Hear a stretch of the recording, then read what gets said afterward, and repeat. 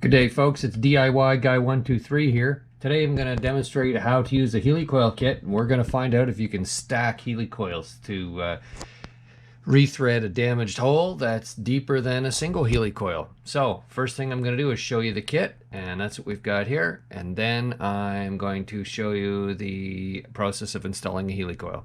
Okay, folks, so here's what the kit looks like. This is a standard Heli coil kit with various sizes. I bought the metric kit. What I was using was the M12 by 1.75. Okay, so what you do is each tap has a special drill beside it. Tap, drill, tap, drill, tap, drill. And this tap and this drill go together. Obviously, that drill is the one you drill through first. It says 12.5 on it. So I guess that must be mils. So you need to drill with that special drill and then use the associated tap, and then you can tap it out. Now, I'm not going to demonstrate that in the video.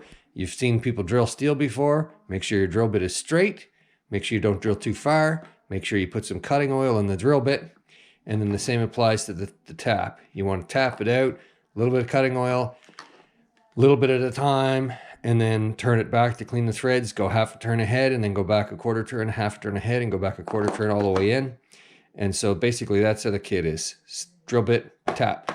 And then I'll demonstrate how to use the installation tool and the tang breaking off tool.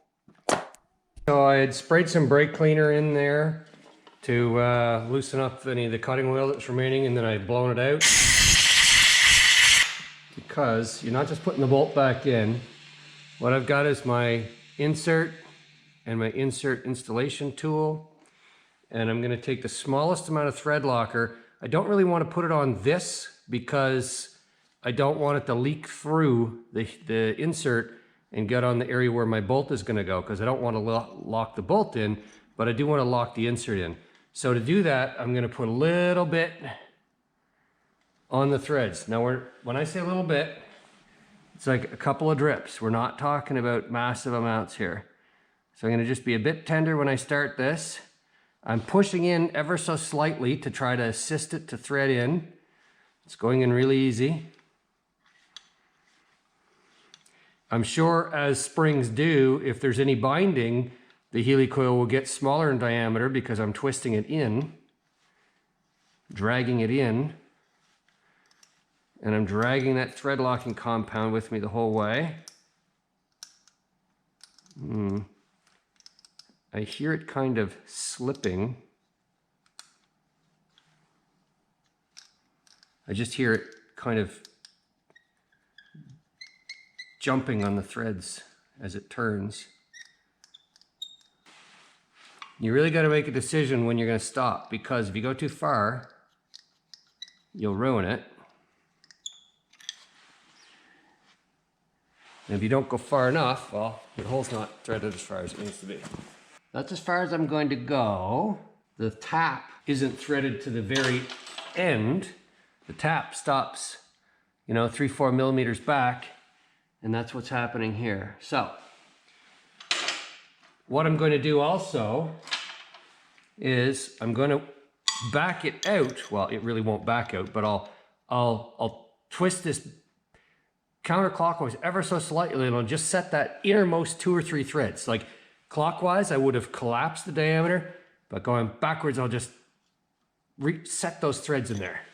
You take this punch. I think you're supposed to use the hammer, although I'm surprised that this is rubberized all the way to the end if you're supposed to use a hammer, but I've seen other people do it this way. There, I just give it a little tap, and I'll reach in with needle nose pliers and get it.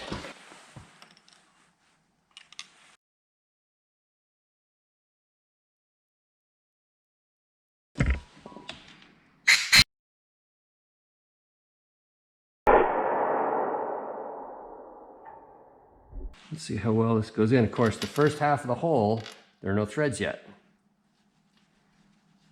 But there's the threaded insert. Look at that. It goes a little stiff. Before I put the second one in, I'm going to drive that bolt in to just push those threads out ever so slightly. Oh yeah, it's going in. No resistance there at all. And that would be bottoming out the bolt, so I'm not going to crank on it. Okay. And now I've heard lots of people talk about, can you stack? Well, actually, honestly, I haven't heard lots of people talk about it. I wanted to talk about, can you stack Heli coils? Not one inside the other, but one on one. Basically, I put one in and now I want to put another one in. And there doesn't seem to be a lot of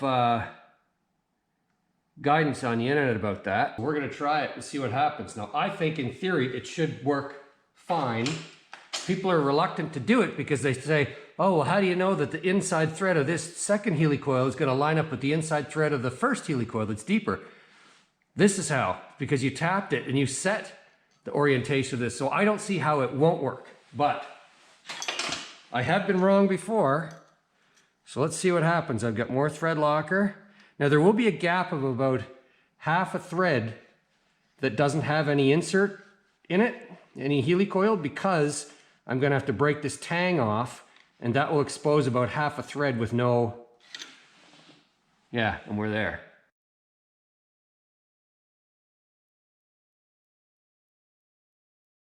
I'll actually try and a little bit more. There. Oh no, oh no, oh no, oh no. What I did was I went a little farther. There, good, okay.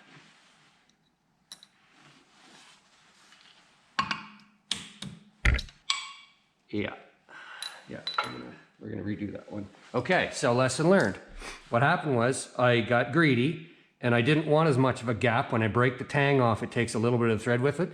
I didn't want as much of a gap, so I turned it just a little bit further to cause the innermost thread of this Heli coil to kind of collapse so that when I broke it out, I'd have like a perfect thread. I got greedy and I think I've made it so that,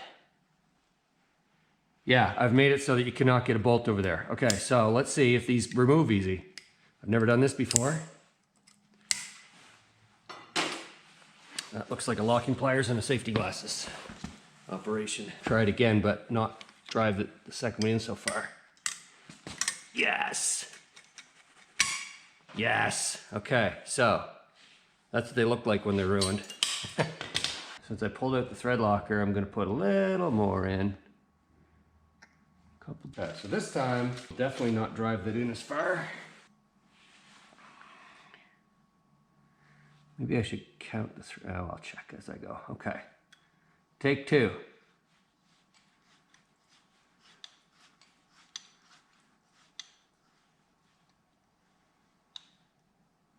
Okay, now, looks like I still have a little bit left to go. Sorry, camera's really not going to be able to see any of this, but nothing I can do about that.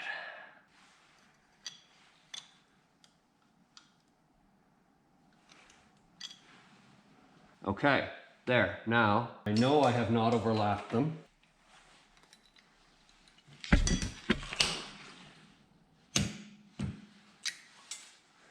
The tag followed that right out, but just to be sure, we'll do this. Here's the test. Can you stack a Heli coil? I know I'll have to grind this off flush, by the way, but we'll do that after, off camera. Here's the test.